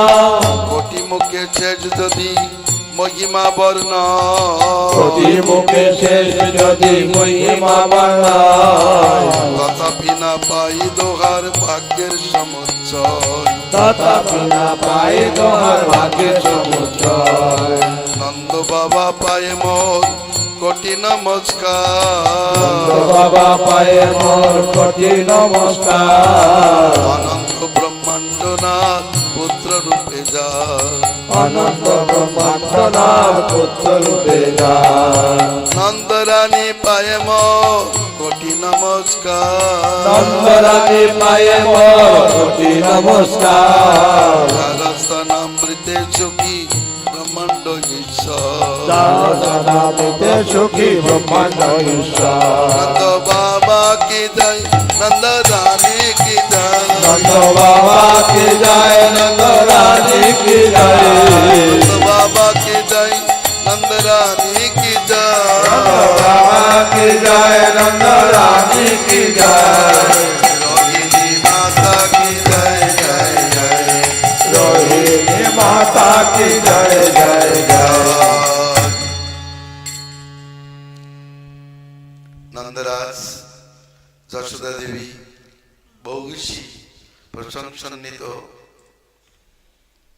সুখদেব গোস্বামী বলছেন, ভগবান বসুদেব দেবকী হইতে আবির্ভূত হলেন, কিন্তু শ্রীকৃষ্ণের বাল্য কৌমার কৈশোর কোনো সেবাই প্রাপ্ত হলেন না, পরন্তু এই নন্দ যশোদা সেবা প্রাপ্ত হয়েছেন, তাই তারা ধন্যাতি ধন্য। বাৎসল্য রচে কৃষ্ণ সেবন ধন্য, অধিক মমতাধিক্য বর্তমান। একথা শ্রবণ করেও মহাপ্রভু বললেন, আগে কর রামানন্দ রায়, আরেকটু অগ্রসর হও, কিছু আগে আর এ উত্তম, কিন্তু কিছু আগে আর। রামানন্দ রায় বললেন, তাহলে রায় কয় একান্ত প্রেম সর্ব সত্য সার।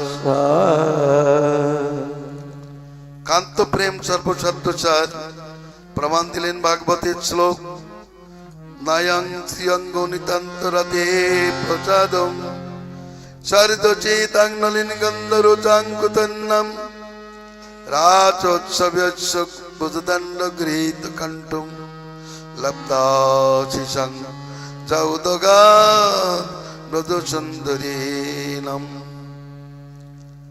ওহো, উদ্ধব মহাশয় ঘূর্ণিত মস্তকে বলিতেছেন, রাসস্থলিতে শ্রীকৃষ্ণ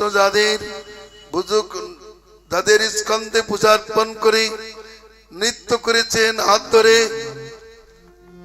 ও সেই সৌভাগ্য একান্ত অঙ্গ সংশ্রয় লক্ষ্মী দেবী প্রাপ্ত হয় নাই, পদ্মগন্ধ বিশিষ্টা স্বর্গীয় রমণীগণ প্রাপ্ত হন নাই, অন্য নারীর কথা কি বলবো।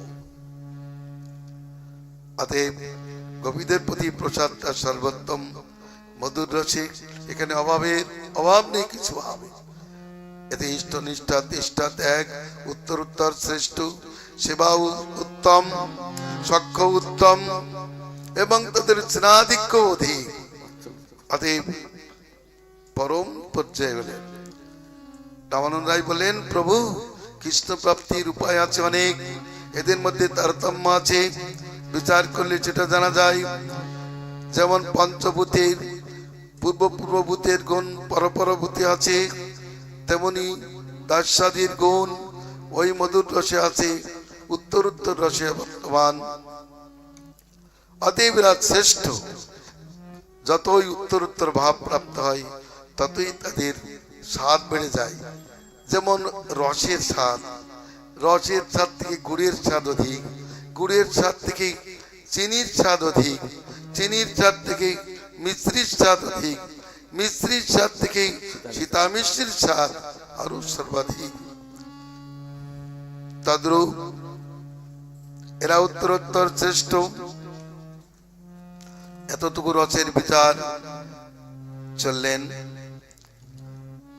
প্রেমের অনুরূপ ভাব পেলেন, যেই প্রেমে ভগবান তো অন্য প্রেমের প্রতিদান দিয়েছেন, কিন্তু এই প্রেমের কান্ত প্রেমের প্রতিদান দিতে না পেরে গোপীদের কাছে ঋণী হয়ে গেছেন।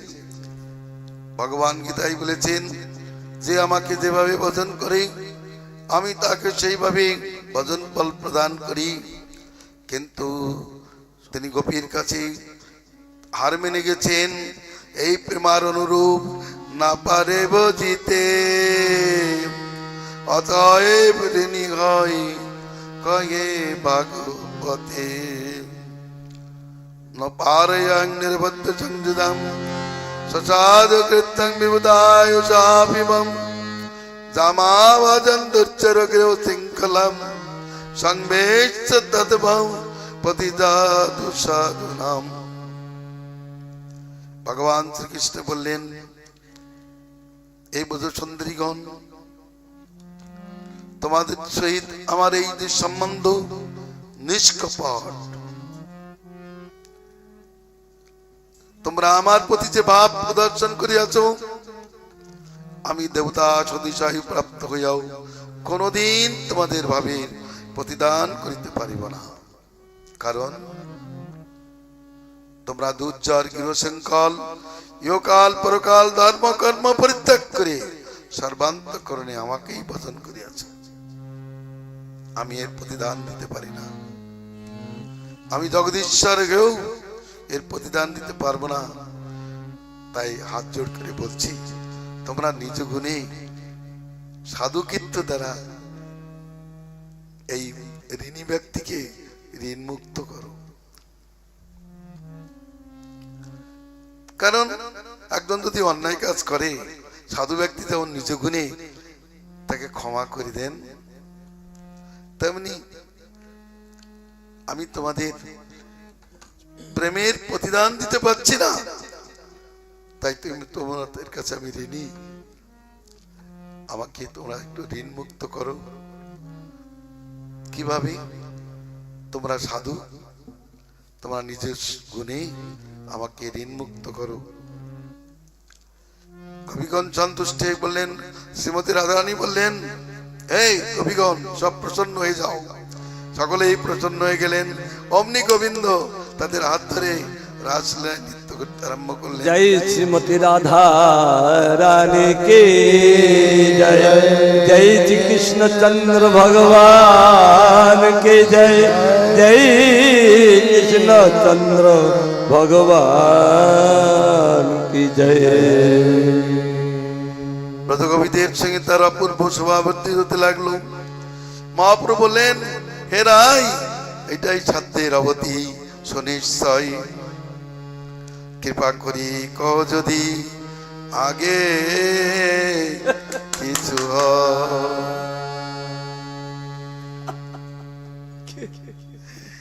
আজ গুরু মাসকে সারবেন না কিন্তু। রাই কহে, ইয়ার আগে পুছে হেন জনে, এতদিন নাই জানি আচ্ছা এ ভুবন। প্রভু, তুমি যা প্রশ্ন করলে, এরকম প্রশ্ন করবার লোক জগতে নাই, তবে আমি উত্তর দিচ্ছি। এর মধ্যে রাধার প্রেম সাধ্য চিরমণি, তার মহিমা সর্বশাস্ত্রেতে মাখান। যথা রাধা প্রিয়া বিষ্ণু তস্যা কণ্ডং প্রিয়ং তদম, সর্বগোপীষু চৈবৈকাম বিষ্ণুর অত্যন্ত বল্লভা। যেমন রাধা প্রিয়া কৃষ্ণের, তার কণ্ড তেমনি প্রিয়। সমস্ত গোপীদের মধ্যে একমাত্র রাধাই প্রিয়তমা। অহো অনয়ারাধিত ননম ভগবান হরিশ্বর জন্নবি আয়ু গোবিন্দ প্রীত জামনয় রহ।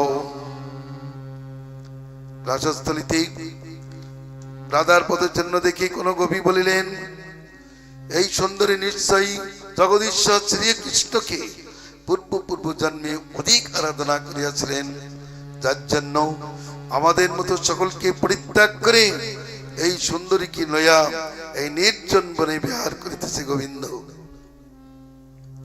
তার মধ্যে রাধার প্রেম কোটি কোটি গোপীর কাছ থেকে রাধার প্রেম কৃষ্ণকে ছড়িয়ে নিয়ে আসলেন, নির্জন বিহারে তাকে নিযুক্ত করলেন।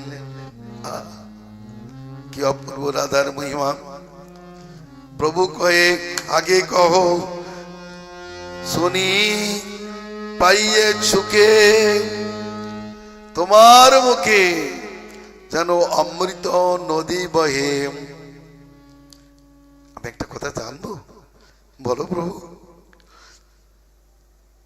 চুরি করি রাধাকে নিয়ে গোপী চলে গেলেন, কৃষ্ণ চলে গেলেন, কেন? কি অপেক্ষা? আমার মনে হয় তুমি একটু সিদ্ধান্ত করে বলবে, শতকোটি গোপীকে পরিত্যাগ করে যদি কৃষ্ণ রাধাকে নিয়ে বিহার করতে পারে, তবে রাধার মহিমা আমরা জানতে পারবো। বলে তো সিদ্ধান্তভূত কথা। প্রভু রাধার মহিমা ত্রিজগতের কোন উপমা হয় না। কংসারের রূপী সংসার বাসনাবদ্ধ শৃঙ্খলাম রাধা মাদায়ে হৃদয়ে তত্তেজ সুন্দরী ইতস্ততস্তা মনুচিত্তরাধিকম অনঙ্গমান বলকিন্নমানুচুম কিতানুতাপুচ কলিন্দ নন্দিনী তটান্ত কুঞ্জে বিষাদু মাধবম। রাসলীলা করছেন, সব কবির সেই সমান ব্যবহার করে চলেছেন। প্রত্যেক কবি নিজেকে সৌভাগ্যবতী মনে করছেন, কৃষ্ণের প্রতি উদাসীন হয়ে পড়েছেন। কৃষ্ণ সকলের ভাব জুগাচ্ছেন। শ্রীমতী রাধারানীর কটিল প্রেম আজ্ঞান হয়ে গেল। তিনি বললেন, না, এখানে থাকা যাবে না। ব্রাহ্মণ চন্ডালকে এক জায়গায় খাওয়ানো ওটা ঠিক না, তাই না? ব্রাহ্মণ আর চন্ডালকে এক পংক্তিতে বসে খাওয়াচ্ছে, সেখানে ব্রাহ্মণ থাকতে পারে না। শ্রীমতী রাধারানী দেখলেন এদের প্রতি সমান ব্যবহার করছে, একটা বিশেষ ব্যবহার নেই। আর রাধার অন্তরে ভাব, এরা যে রস দিয়েছে তার থেকে ভালো রস তাকে আমি পরিবেশন করব, কিন্তু তাকে গোপনে নিয়ে যাব। এখানে সর্বসমক্ষে পরিবেশন করলে সে খেতে পারবে না, লজ্জা পেয়ে যাবে ইত্যাদি ভাব। অতএব তিনি বললেন, আমি এখানে থাকবো না। সেখান থেকে চলে গেলেন দেখেন কোথায় রাধা কোথায় গেল, তার মান করে চলে যাচ্ছে। অনেক সঙ্গে সঙ্গে কৃষ্ণ ছুটেছে, কংসার রূপী সংসার বাসনাবদ্ধ শৃঙ্খলা রাধা রাধা হৃদয় সুন্দরী। ও তাকে মান করে চলে যাচ্ছে দেখেই কংসারী শ্রীকৃষ্ণ এই রাস বাসনাবদ্ধ শৃঙ্খলা রাধাকে হৃদয়ে ধরে তিনি নির্জন বনে চলে গেলেন। একটা কথা, আর একটা কথা, রাধারানী কোথায় গেলেন? কৃষ্ণ দেখেন রাধারানী নেই, তিনি অন্তপ্ত তীর্থে শতকোটি গোপীকে পরিত্যাগ করে বন থেকে বনান্তরে তাকে অন্বেষণ করতে লাগলেন। কোথাও না পেয়ে যমুনার তীরে এক কুঞ্জে বসে তিনি বিষণ্ণ বদনে রাধার নাম গুণগান করতে করতে অনুতপ্ত চিত্তে কেবল বিলাপ করিতে লাগিলেন।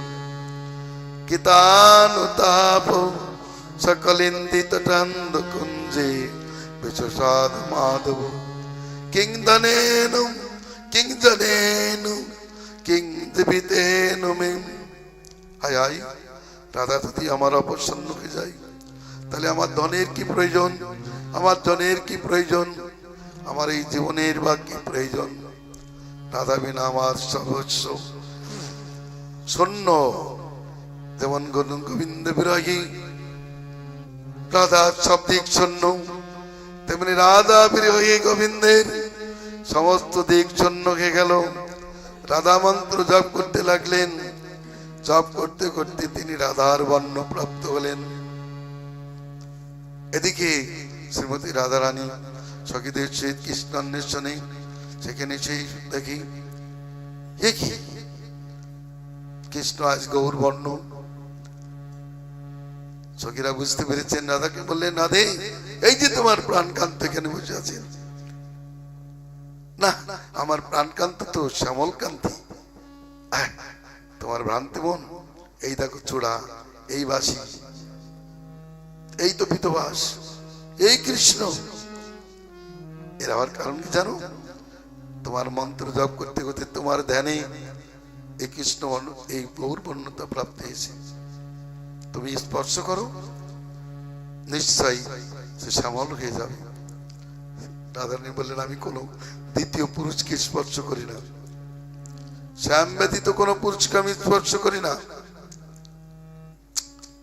তোমার মাথা গিয়েছে?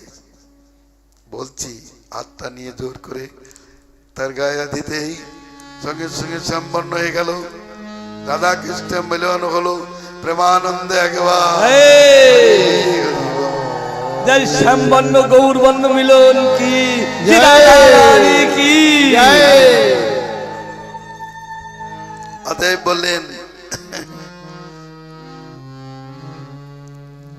বললেন প্রভু, এই দুই শ্লোকের অর্থ বিচার করিলে রাধার মহিমা বাঁচা যায়। সতী গটি গোপীতে তারপর নেই,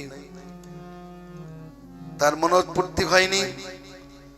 অতএব শ্রীমতী রাধারানী মহিমা এমনই, শত কোটি গোপী পারে না জানা, তোকে হৃদয় শ্যাম পারাবার। শত কোটি গোপী পারে না যাহার, তোকে হৃদয় আমি পারাবার। নিমেষে মিটাই ধরেছে তাহার, নিমেষে মিটায়ে ধরেছে তাহার। মোহন মোহিনী না আর নিমেষে মিটায়ে ধরেছে তাহার।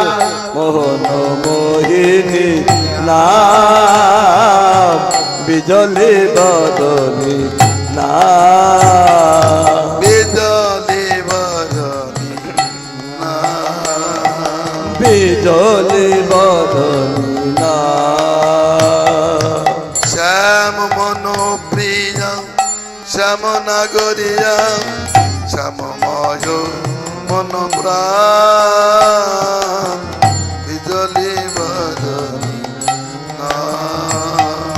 শ্যাম মন প্রিয়া শ্যাম নাগরিয়া শ্যামময় মন প্রাণ বিজলি বদলি না।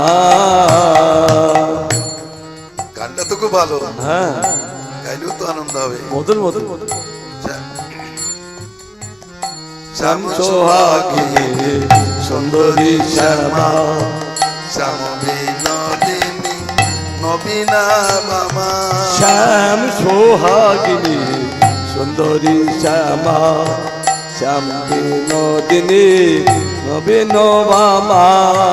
বদুয়া চরণে সপিয়ায় আপনা বধুয়া চরণে সফিয়ায় আপনা। সেবিছে প্রীতম কান গলি বজনী না। বধুয়া চরণে সফিয়ায় আপনা সেবিতে প্রীতম কান বিজলি বদলি না। শ্যামের সেবা মূরতি মধুরা শ্যামের মূরতি বিরাগ বিধুরা। শ্যামের সেবায় মূরতি মধুরা শ্যামের মূরতি বিরহ বেদরা।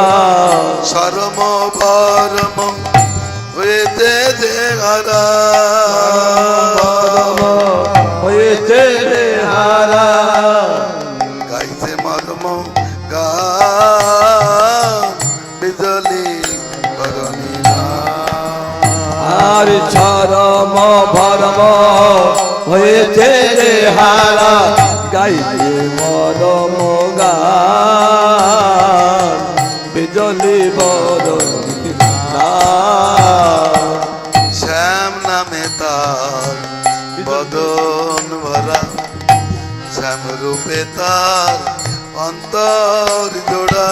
শ্যাম নামে তার বদন ভরা শ্যাম রূপে তার অন্তর জড়া। শ্যামের গুণে গরিমায় গড়া শ্যামের গুণে গরিমায় গড়া। আর হৃদয় কাম বিজলি বদনী না। স্বামীর গুণে গরিমায় গড়া আর হৃদয় বিজলি বদলি না। আর বিজলি বদলি না। শত কোটি কপি পারে না যাহার তোতে হৃদয় কামে পারাবার। শত কোটি কপি পারে না যাহার তোতে হৃদয় কামে পারাবার। মিটি মিটায়ে ধরেছে তাহার মিশে মিটায়ে ধরেছে তাহার। মন মোহিনী নাম বিজলি বদলি নাম। নিমিতে মিটায়ে ধরেছে তাহার। মন মোহিনী নাম বিজলি বদলি নাম। ভক্তি হৃদয় মনের প্রতি কইলা রাধিকা সদয়তি। ভক্তি দয় বনের কহিলা রাধিকা হৃদয়তি। ভজ বৃন্দাবনে হয়ে দিল মতি।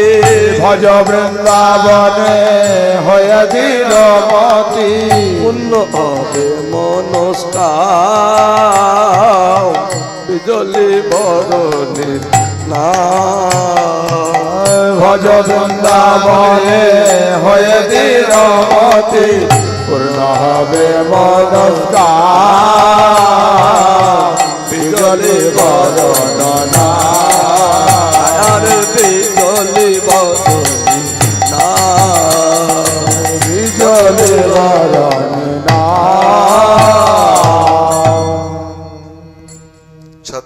তথাপি সঙ্গ পরিত্যাগ করে শ্রীকৃষ্ণ যাকে নিয়ে নির্জন বনে বিহার করেছেন তার চরণে শতকোটি প্রণাম। প্রভু কয়ে যে লাগি আইলাম তোমার স্থানে, সেই সব রসতত্ত্ব জ্ঞান হইল জ্ঞানে। এবে যে জানিল সেব্য সাধ্যের নির্ণয়, আগে আর কিছু শুনিবার মন হয়। কৃষ্ণের স্বরূপ কহ, রাধার স্বরূপ, রস কোন তত্ত্ব, প্রেম কোন তত্ত্ব। কৃপা করি এই তত্ত্ব কহ তো আমারে, তোমা বিনা কেউ ইয়া নিরূপিত নারে। রাই কহিয়া আমি কিছুই না জানি, যে তুমি কও যেই কই আমি মানি। রামানন্দাই ধন্যের সাগর তিনি বলছেন, প্রভু আমি কি বলবো, আমার মুখে বক্তা তুমি, আমার সামনে শ্রোতা। আমার মুখে তুমি বক্তা, আবার তুমি আমার মুখে আমার সামনে শ্রোতা। তুমি আমাকে এই যেমন বলাও আমি তেমনই বলি। আমি নিজে বলতে কিছু পারি না, আমি বিনা যন্ত্র, তুমি বিনাধারী। মহাপ্রভু বললেন, রামানন্দ তুমি আমাকে সন্ন্যাসী কেন, উপেক্ষা করো না, আমি একজন মায়াবাদী সন্ন্যাসী। আমি ভক্তি তত্ত্ব জানি না, আমি মায়াবাদে বাসি। সার্বভৌম ভট্টাচার্যের সঙ্গে আমার মনটা একটু নির্মল হলো, আমি কৃষ্ণ ভক্তি তো তা জানতে চাইলাম। তা দেহ কয়ে আমি নাই জানি কৃষ্ণ কথা, সবে যাবে রামানন্দ সে না ইয়েতাম। তোমার ঠাই আমি আইলাম, আমি কৃষ্ণ কথার লাগি। আমি তোমার মুখে কৃষ্ণ কথা শুনবো বলে আসলাম, আর তুমি সন্ন্যাসী জ্ঞান করে আমার স্তুতি করছো কেন? আমার এই সিদ্ধান্ত কিভাবে প্রজ্ঞানে আছি, শূদ্র জ্ঞানে নয়। যেই কৃষ্ণ তত্ত্ববেত্তা সেই গুরু হয়। বিপ্র হলেই গুরু হতে পারবে না, সন্ন্যাসী হলেই গুরু হতে পারে না। পরন্তু তিনি যদি কৃষ্ণ তত্ত্ববিদ হন, কেউ যদি কৃষ্ণ তত্ত্ববিদ হয়, তাহলে তিনি গুরু হতে পারেন, তিনি শুদ্ধ জাতি হতে পারেন, তিনি সন্ন্যাসী তরভুক্তি হতে পারেন। সন্ন্যাসী বলে আমাকে বঞ্চনা করো না, রাধাকৃষ্ণ তত্ত্ব আমাকে শোনাও। রাই তো মহাপ্রেমী মহাভাগবত, মন তার প্রেমে টলমল হয়ে গেল। তথাপি প্রভুর ইচ্ছা পূর্তির জন্য তিনি বললেন, ঈশ্বর পরম কৃষ্ণ স্বয়ং ভগবান, সর্ব অবতারী সর্ব কারণ প্রধান। প্রথমে আমি তোমাকে কৃষ্ণ তত্ত্বের কথা সংক্ষিপ্ত ভাবে জানাচ্ছি। কৃষ্ণই পরমেশ্বর এবং স্বয়ং ভগবান, দুটি বিশেষণ তার, পরমেশ্বর এবং স্বয়ং ভগবান। আর তিনি সর্ব অবতারী, সমস্ত কারণের কারণ। অনন্ত বৈকুণ্ঠ আর অনন্ত অবতার, অনন্ত ব্রহ্মাণ্ড ইয়া সবার আধার। সচিদানন্দময় তনু ব্রজেন্দ্র নন্দন, সর্বৈশ্বর্য সর্বশক্তি সর্বরস পূর্ণম। ঈশ্বর পরম কৃষ্ণ শ্লোক প্রমাণ স্বরূপে তুলে ধরলেন। বৃন্দাবনের অপ্রাকৃত নবীন মধন, কাম গায়ত্রী কাম বীজে যার উপাসন, পুরুষ দোষিত কিংবা স্থাবর জঙ্গম, সর্বচিত্তাকর্ষক সাক্ষাৎ মনমত মদন। কবিদের মাঝে শ্রীকৃষ্ণ আবির্ভূত হয়েছিলেন ঠিক মনমত রূপে। নানা ভক্তের রসামৃত নানাবিধ হয়, সেই সব রসামৃতের বিষয় আশ্রয়। তিনি অখিল রসামৃত সিন্ধু, সিংহারসনাজময় বিগ্রহ, অতএব আত্মা পর্যন্ত সর্বচিত্তহার। লক্ষ্মীকান্তাদি অবতারের হরে মন, লক্ষ্মী আদি নারীগণে করে আকর্ষণ। এমনই রূপের আধার যে সর্বাকর্ষক লক্ষ্মী নারায়ণকে পর্যন্ত আকর্ষণ করেন, লক্ষ্মী দেবী পর্যন্ত আকৃষ্ট হন। তার প্রমাণ তুলে ধরলেন। এক সময় কৃষ্ণকে দেখবার জন্য নারায়ণ, মহাকালপুরের নারায়ণ, তিনি ব্রাহ্মণের 10টি পুত্রকে হরণ করেছিলেন। সকলেই জানে কৃষ্ণ হরণ করে, নারায়ণকে চুপ করে থাকে। আর কৃষ্ণের মাধুর্য